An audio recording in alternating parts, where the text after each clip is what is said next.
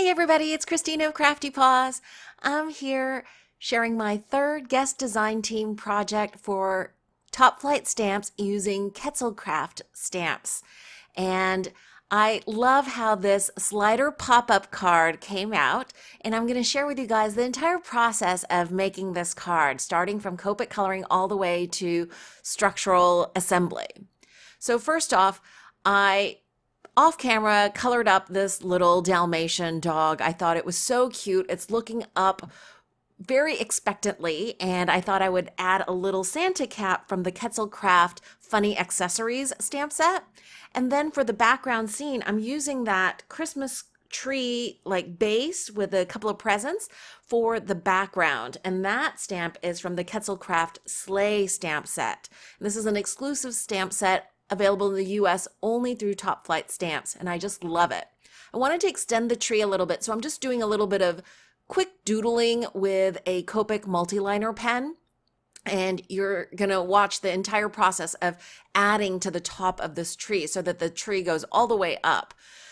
I could have made a horizontal version of this card, but I really wanted a vertical because I wanted the verticality of the Dalmatian to really kind of show up in this card. So I'm just doodling a little candle there, some more branches, and this image of a Christmas tree is so simple.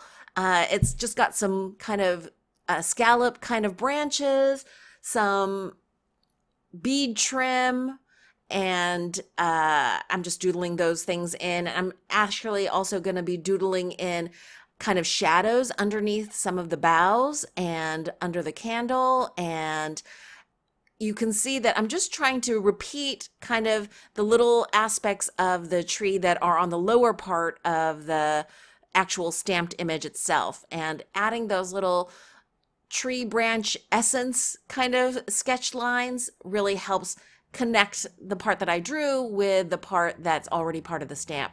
And I wanted to include a bone, so I'm just doodling that hanging off of that upper bough that I doodled in, and I'm adding a little shadow marks on that bone as well. And that's kind of the placement that I'm thinking about, having the dog up there. I wanted a little bit more in the background, so I'm adding another stack of presents. This is from the Funny Accessories stamp set, the same set that had the Santa hat for the dog.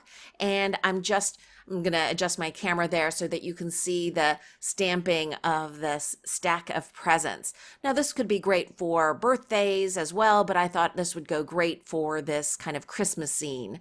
And that way the dog is kind of surrounded by the bounty of Christmas. I'm also going to use a ruler and continue doodling with my Copic multiliner pen to put in a ground line.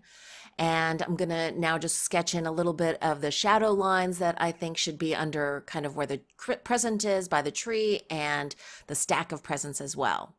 So now for the Copic coloring. The first thing I wanted to do is really emphasize that bone hanging on the tree. So I am going to create kind of a glowy aura around it, and I'm using 4 different yellow Copic markers. And by the way, the reason I did all the doodling with the Copic multiliner pen was because those pens are Copic marker safe. They won't smear once they're a little bit dry.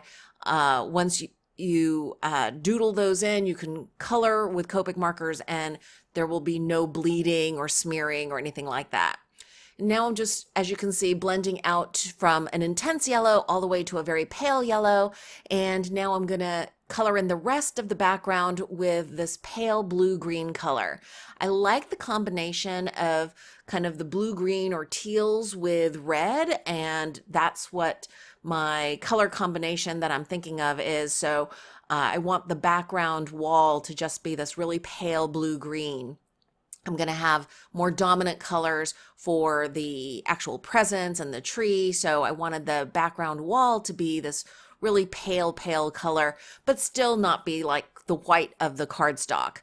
And I'm trying to just get into the nooks and crannies of the Christmas tree boughs and also try to get all the way to the edges all around the presents. This is a very quick Copic coloring, and there is a little bit of streaking, but I'm not too concerned about that because like this is just going to be a background, and I'm trying to keep the brush strokes kind of as if they're emanating from that golden lit up area. Now for the floor, I wanted a wood floor, and there's a really easy way of just doodling that in with Copic markers directly. So I'm just doing some horizontal lines, spacing them out a little bit more as I come toward the front of the card so that it looks like it has proper perspective. And from the center of the card, I'm kind of going, as if the boards go out toward the bottom right corners. And then I'm just going to doodle in some, wood grain kind of marks. And I think, this is kind of a sketchy doodling. It's not very exact, but I think it works well for backgrounds like this. I didn't want it to detract and be too harsh. I didn't want solid Copic multi-liner kind of black lines.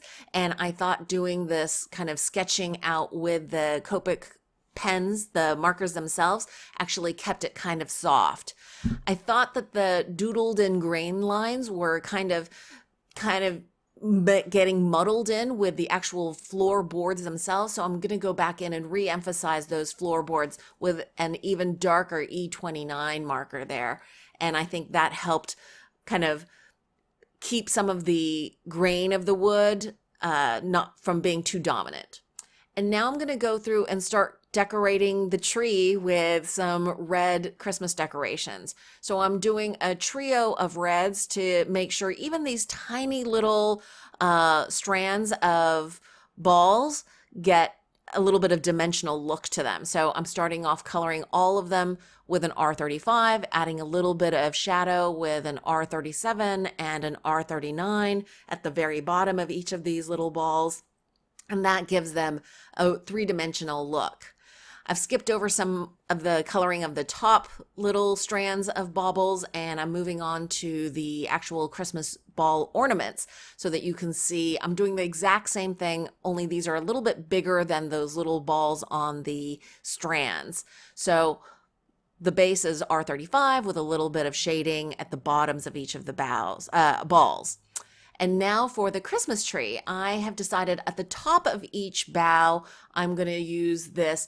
It's actually not YG25. I put the cap on the wrong marker. This is actually a G43. It could have been a YG25. Those colors are pretty similar, but I just want you to know that even though that pen cap says YG25, it's actually G43. It's a little bit more muted, but I wanted a light color there. And then I wanted some more kind of depth to the tree, so I'm adding a second kind of mid-tone green with this G14. And I'm trying to kind of get this mid-tone in where I think it'll be a little bit more shadowed. So the underside of the boughs, where there's a cast shadow from the decorated balls or the little strands of balls, on the kind of deeper parts of the tree. I hope this is making sense. I'm trying to kind of make sure that the lower parts of each of the tree branches has more of this G14 color, as well as where the branches would probably connect to the tree trunk. So those areas I think would be darker than the highlight tops of each of the boughs, which was done with that G43.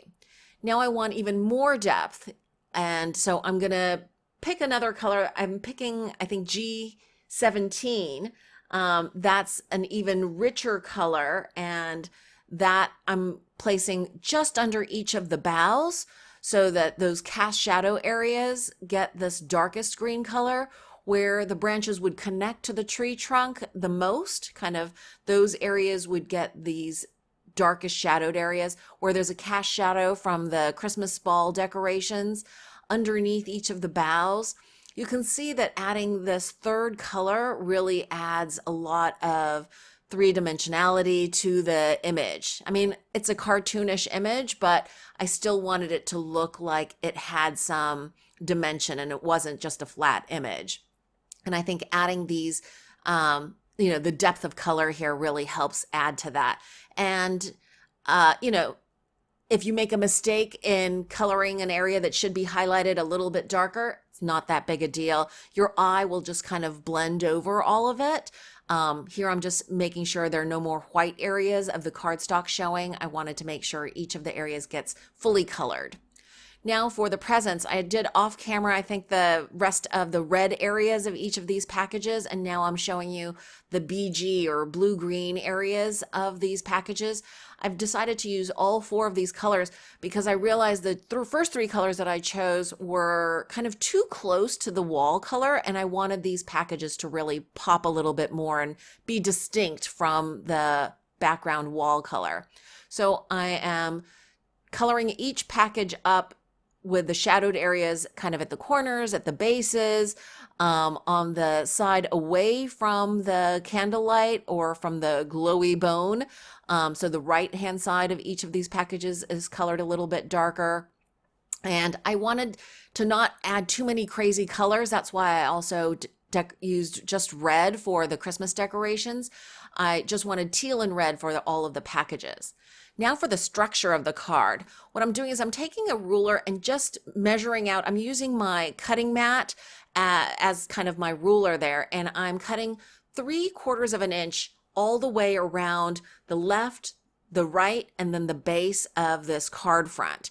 So I know I'm cutting into an image after taking all this time coloring it up, but I promise you that this will all work out and look really cute at the end. So I'm putting the card front down again on my craft mat, making sure I have 3 little segments over to be, which represents 3/4 of an inch. And I am connecting the left cut to the right cut there at the base.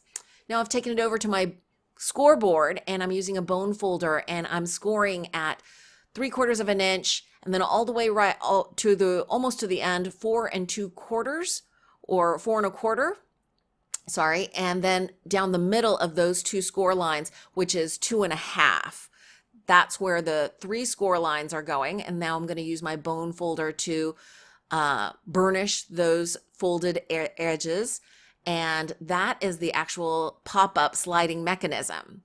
Now I'm using some score tape and this is extra thin. I couldn't find my thicker score tape, so that's why you see me adding multiple strips here. I'm making sure that the score tape is all the way at the bottom edge as well as a little bit on the top edge of that first tabbed kind of area where the card front is folded over. This smaller piece of cardstock is actually the piece that's going to be sliding up and down, and I'm centering it between the 2 cut verticals and attaching it right up against the base of that cut tab area. And now I'm putting score tape all around the edges of this card front. And what I realize is because my score tape is so thin, I'm also going to just reinforce right along the edge that was cut on both sides as well as on the bottom, just so I make sure that it doesn't pull away from the card base that I'm going to be attaching it to.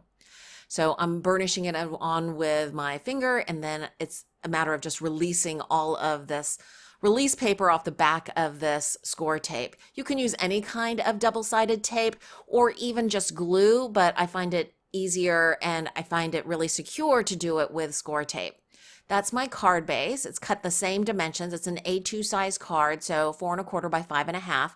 And I'm testing out my little slider mechanism. And now for the dog, I am just gluing on the base. I want to make sure I get him so that he is right at the top of that first fold and glue only the lower half of him to that little sliding mechanism.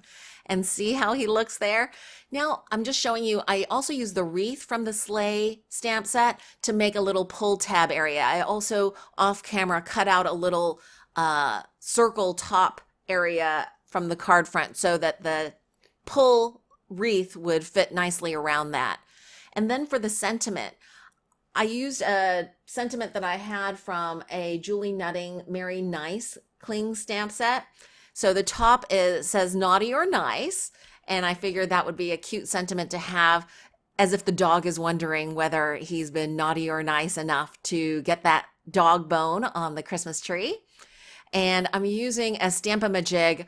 I'm kind of messing with this right now. I should have, I'll show you how to do it properly when I stamp the Merry Christmas underneath. But Basically, you're supposed to take a little piece of clear plastic right up against that Stamp-A-Majig and then position it where you want it, position the Stamp-A-Majig where you want to stamp, and then you can repeatedly stamp and know that you'll get a clean stamping. And that's the finished card.